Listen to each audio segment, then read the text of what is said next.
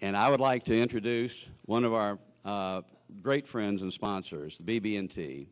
And Mr. Chris Keysor and Tommy Brewer are here today, and I'm going to let them tell you a little bit about their company, and not because they asked to, but because I asked them to. But I've asked them to produce something that's really quite unique, and that is to give you an overview of all of the different products. And because of their financial background, this gives us the ability to see the difference on various products so we can go out and be making decisions. Because after we come up with a concept, we have to afford it. We have to be able to put it into place. We have to be able to know where the revenue is coming from, and we have to know what the bottom line is going to be. So with that aside, gentlemen, I'm going to turn it over to you, BB&T. Thank you so much for coming here and doing this for us today. And as you look at the senior living field or sector, it really comes out of the fact that in healthcare and in medical care, there are two continuums. There is the acute continuum, which is an upstream continuum, that you're actually getting better as you progress after an acute episode. You're getting better and hoping to your health improves, and you end up back in the place that you originally come from, or your home. The chronic continuum is what we all know as the senior living continuum. Unfortunately, it's a downstream continuum. It's one of digression in most cases. And we've been spending a lot of time talking about how can you curb that progressive march down. But at the end of the day, it happens, and we all have to figure out how we deal with that. Big fundamental shift in senior living. Is that the right answer? We don't know, but people are looking at it from a financial perspective, and they're realizing that the old model is not financially viable. So what component of a CCRC is financially viable? Independent living. What are we going to do? We're going to flip the pyramid, and we're going to have more independent living units and less nursing.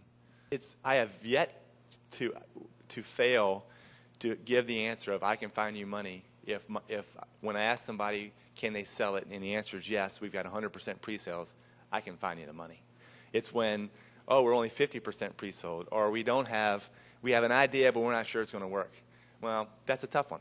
But if you're 100% pre-sold, or you think you got a concept that people can get behind, we can make it work from a structural perspective.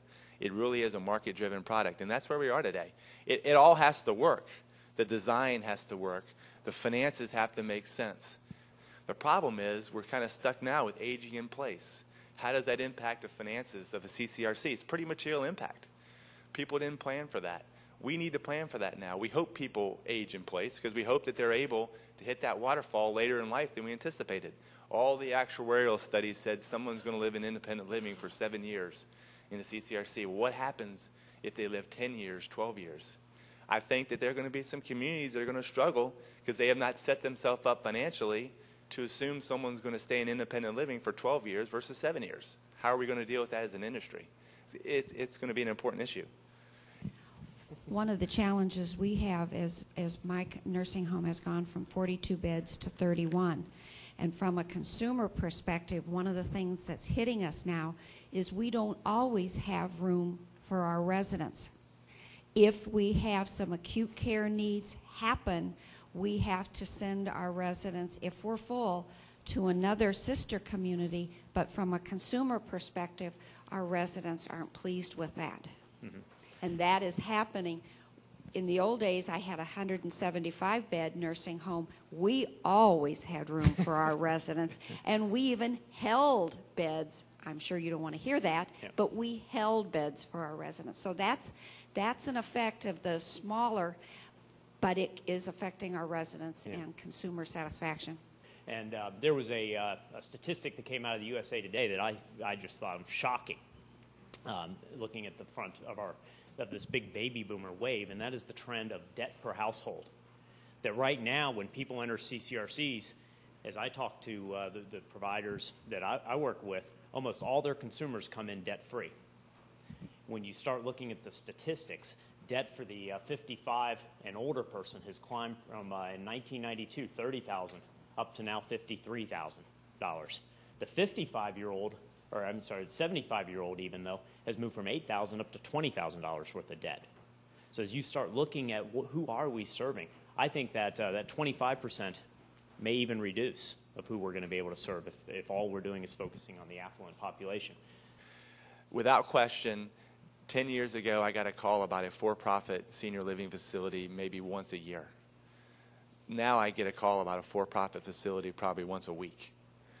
The industry used to be dominated by the not-for-profits. It all started with religiously affiliated organizations that thought they needed to serve their congregations, and they come up with a way to do it. Pennsylvania was a fertile ground where you had a lot of different constituencies that wanted to retire in a certain way, and it kind of started and it bred the CCRC concept. Now we're in a stage where people think that the baby boomers are coming. We need a place for them to be, and there's some money to be had in those places.